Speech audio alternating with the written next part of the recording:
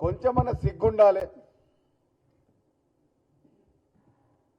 తెలంగాణ అమరవీరుల కుటుంబాలను అవమానపరిచిన మూర్ఖుడెవరు? తెలంగాణ నిరుద్యోగ కుటుంబాలని అవహేళించిన మూర్ఖుడెవరు? తెలంగాణ ప్రజా సంఘాలని ఇబ్బంది పెట్టిన మూర్ఖుడెవరు? నిధులు నిధులు నియామకాలు నీళ్లు అని చెప్పి తన ఇంటికే రాచుకున్న దొంగ ఎవరు?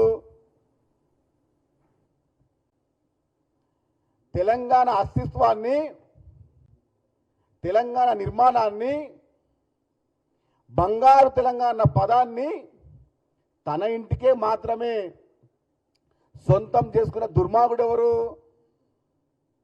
అది కూడా చెప్తే చాలా చాలా బాగుంటుంది. కల్వకుంట్ల తారక రామారావు గారు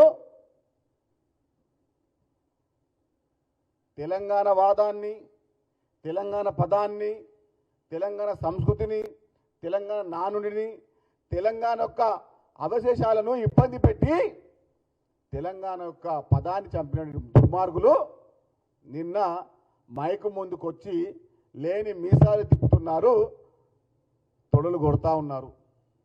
కొట్టండి. నేను మీకు ఒక మాట చెప్తున్నా, కేటీఆర్ గారు, ముఖ్యమంత్రి గారు ఆయన పని ఆయన మంచిగా చేసుకుంటా ఉన్నాడు.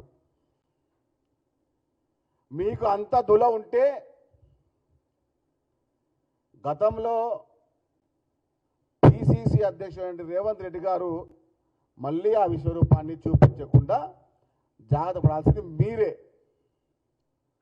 ఒక ముఖ్యమంత్రి హోదాలో ఆయన శాంతియుతంగా,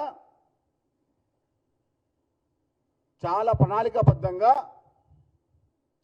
నిర్మాణబద్ధంగా తెలంగాణ రాష్ట్రాన్ని, తెలంగాణ ప్రజాప్రభుత్వాన్ని నడుపుతా ఉన్నాడు.